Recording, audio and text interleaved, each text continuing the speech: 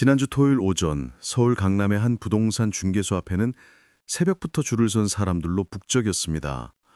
그런데 같은 시각 불과 한강을 건너 강북의 어느 동네에서는 썰렁한 바람만 불고 있었습니다. 똑같은 대한민국 땅인데 어떤 곳은 난리가 났고 어떤 곳은 쥐죽은 듯 조용했습니다. 이게 바로 지금 대한민국 부동산 시장의 민낯입니다. 규제가 풀린 지역과 여전히 꽁꽁 묶여 있는 지역.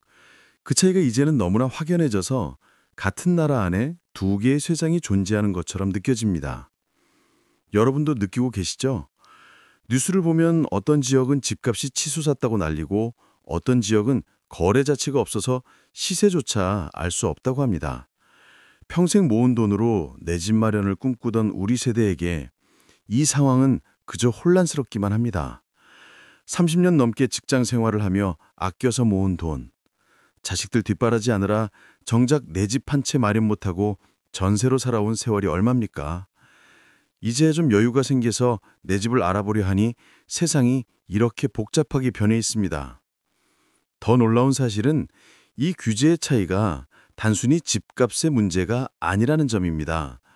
그 안에 사는 사람들의 삶의 질, 노후 준비, 심지어 자녀들의 미래까지 영향을 미치고 있습니다. 어떤 분들은 규제가 풀리면서 자산이 갑자기 늘어났고 어떤 분들은 여전히 제자리걸음을 하고 있습니다. 먼저 규제가 풀린 지역의 이야기부터 해보겠습니다.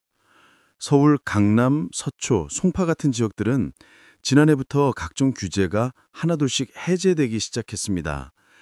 대출 규제가 완화되고 청약 조건이 느슨해지고 재건축 규제가 풀렸습니다. 그러자 어땠습니까? 시장이 살아났습니다. 거래량이 늘어나고 사람들이 움직이기 시작했습니다. 오랫동안 묶여있던 자산이 유동성을 찾으면서 시장에 활력이 돌았습니다. 올해 예순을 맞은 김 사장님의 이야기를 들어보겠습니다. 그분은 20년 전 강남의 작은 아파트를 한 채 장만했습니다. 그때는 빚을 내서 겨우 샀던 그 집이 지난 몇 년간은 각종 규제 때문에 팔고 싶어도 팔 수 없는 상황이었습니다. 세금 폭탄은 폭탄대로 맞고 그렇다고 처분하자니 규제에 막혀 발이 묶였습니다. 그런데 규제가 풀리면서 상황이 달라졌습니다. 대출이 가능해지니 집을 사려는 사람들이 생겨났고 거래가 이루어지기 시작했습니다. 김 사장님은 그 집을 팔아서 조금 더 작은 집으로 옮기고 차액으로 노후 자금을 마련할 수 있었습니다. 이게 바로 규제 완화가 가져온 긍정적인 면입니다. 묶여있던 자산이 움직이면서 사람들이 자신의 상황에 맞게 선택할 수 있는 자유가 생긴 것입니다. 하지만 이건 동전의 한 면일 뿐입니다. 규제가 풀린 지역의 집값이 오르면서 그곳에 살던 서민들은 오히려 더 어려워졌습니다. 전세금이 오르고 월세가 오르고 결국 그 동네를 떠나야 하는 사람들도 생겨났습니다. 그렇다면 여전히 규제에 묶여있는 지역은 어떻습니까? 서울 외곽 지역, 경기도 일부 지역, 지방 중소도시들은 여전히 강력한 규제 아래 놓여 있습니다. 이런 지역에서는 무슨 일이 벌어지고 있을까요? 거래가 끊겼습니다. 사람들이 움직이지 않습니다. 집을 팔려고 내놓아도 사는 사람이 없습니다. 대출이 안 되니 젊은 사람들도 집을 살 수 없고 기존에 살던 사람들은 팔지도 못하고 붙들려 있습니다. 경기도 외곽에 사는 박 선생님의 이야기입니다. 60 중반의 박 선생님은 10년 전 퇴직금을 털어서 작은 아파트를 장만했습니다. 노후에 이 집에 살다가 나중에 더 작은 곳으로 옮기고 차액으로 생활비를 보태려던 계획이었습니다. 그런데 지금 그 지역은 규제로 꽁꽁 묶여 있습니다. 대출 규제 때문에 집을 사려는 사람이 없고 설령 사려는 사람이 있어도 담보대출이 안 나와서 거래가 성사되지 않습니다. 박 선생님의 집은 시장에서 사라진 것이나 다름없게 되었습니다. 더 안타까운 건 세금은 그대로 내야 한다는 점입니다. 재산세는 계속 나오고 관리비는 오르고 그런데 집값은 제자리거나 오히려 떨어집니다. 자산은 자산대로 묶여 있고 현금은 현금대로 빠져나가는 상황입니다. 이 두 지역의 차이를 보면 무엇이 느껴지십니까? 분노입니까? 허탈함입니까? 아니면 막막함입니까? 같은 나라에서 같은 세금을 내고 살아가는데 어떤 사람은 규제가 풀려서 기회를 잡고 어떤 사람은 여전히 묶여서 아무것도 할 수 없습니다. 이게 공정합니까? 이게 정입니까? 우리 세대는 평생을 열심히 살아왔습니다. 새벽같이 일어나 출근하고 밤늦게까지 일하고 주말도 없이 살았습니다. 자식들 교육시키느라 부모님 봉양하느라 정작 우리 자신을 위한 시간은 없었습니다. 그렇게 모은 돈으로 겨우 집 한 채 마련했는데 그제 어느 지역이냐에 따라서 전혀 다른 운명이 됩니다. 규제가 풀린 지역에 있으면 자산이 되고 규제가 남아있는 지역에 있으면 그냥 짐이 됩니다. 그런데 여기서 우리가 놓치지 말아야 할 것이 있습니다. 규제가 풀린다고 해서 무조건 좋은 것만은 아니라는 사실입니다. 규제가 풀린 강남 지역을 다시 봅시다. 집값이 올랐습니다. 좋은 일 아닙니까? 그런데 그 안을 자세히 들여다보면 이야기가 달라집니다. 집값이 오르면서 그 지역에 원래 살던 서민들, 월세로 살던 분들, 전세로 살던 분들이 하나둘 밀려나고 있습니다. 집주인들은 좋아하지만 세입자들은 울고 있습니다. 월세가 올라서 감당이 안 되니 더 외곽으로, 더 저렴한 곳으로 떠나야 합니다. 특히나 우리 같은 중장년층, 이미 은퇴했거나 은퇴를 앞둔 세대에게 이 변화는 축복인 동시에 저주입니다. 집을 가진 사람에게는 축복이지만 집이 없는 사람에게는 저주입니다. 그렇다면 여전히 규제에 묶여있는 지역은 희망이 없는 걸까요? 아닙니다. 오히려 이 지역에 기회가 숨어 있을 수도 있습니다. 지금은 거래가 없어서 조용하지만 언젠가 규제가 풀리면 어떻게 될까요? 묶여있던 수요가 한꺼번에 터져나올 겁니다. 지금 이 지역의 집값이 저평가되어 있다면 그건 미래의 기회일 수도 있습니다. 물론 이건 도박이 아닙니다.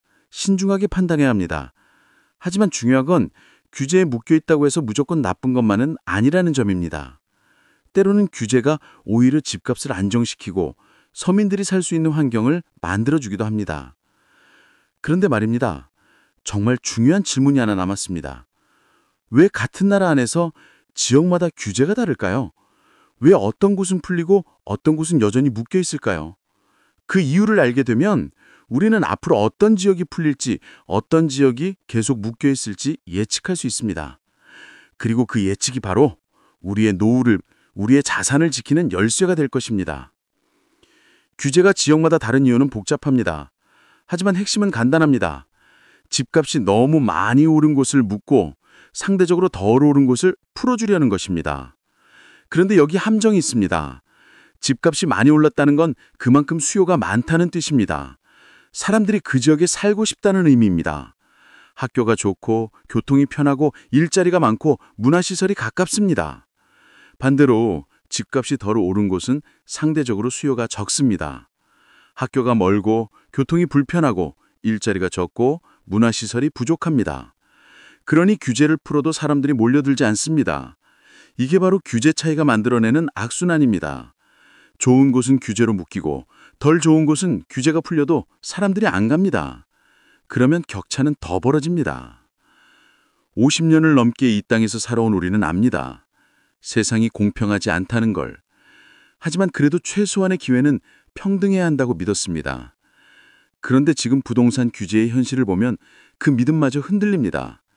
태어난 곳이 어디냐, 집을 산 곳이 어디냐에 따라서 인생이 완전히 달라집니다. 강남에 집을 산 사람은 규제가 풀리면서 자산이 늘어났고 외곽에 집을 산 사람은 규제에 묶여서 움직이지도 못합니다. 둘 다 똑같이 빚을 내서 똑같이 열심히 일해서 집을 샀는데 결과는 천지차이입니다.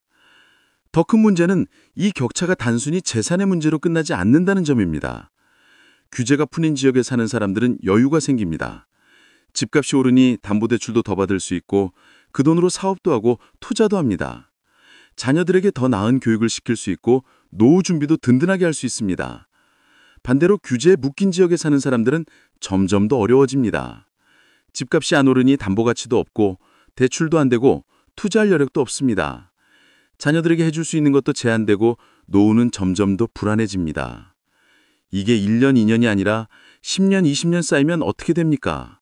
계층이 고착됩니다. 한번 뒤처지면 따라잡을 수 없는 사회가 됩니다. 그렇다면 우리는 어떻게 해야 할까요? 규제가 풀린 지역으로 무조건 이사를 가야 할까요? 아니면 규제에 묶인 지역에서 참고 기다려야 할까요? 정답은 없습니다. 각자의 상황이 다르고 형편이 다르고 필요가 다릅니다. 하지만 한 가지 확실한 것이 있습니다. 우리가 이 상황을 정확히 이해하고 냉정하게 판단해야 한다는 것입니다. 감정에 휩싸여서 무작정 집을 사서도 안 되고 두려움에 떨며 아무것도 하지 않아도 안 됩니다. 지금 이 순간 우리에게 필요한 건 정확한 정보와 냉철한 판단입니다. 규제가 풀린 지역의 집값이 계속 오를까요? 아닐 수도 있습니다. 이미 너무 많이 올라서 더 이상 오를 여력이 없을 수도 있습니다. 오히려 조정을 받을 가능성도 있습니다. 반대로 규제에 묶인 지역이 언제까지나 묶여 있을까요? 그것도 아닙니다. 언젠가는 풀릴 겁니다. 그때가 기회일 수 있습니다. 여기서 우리가 깨달아야 할 가장 중요한 진실이 있습니다. 규제가 풀리든 안 풀리든 집값이 오르든 내리든 그것보다 더 중요한 건 우리 자신의 삶입니다. 집은 우리가 사는 공간이지 우리를 지배하는 주인이 아닙니다. 지난 몇 년간 우리 사회는 부동산에 너무 많은 것을 걸었습니다. 집값이 인생의 전부인 것처럼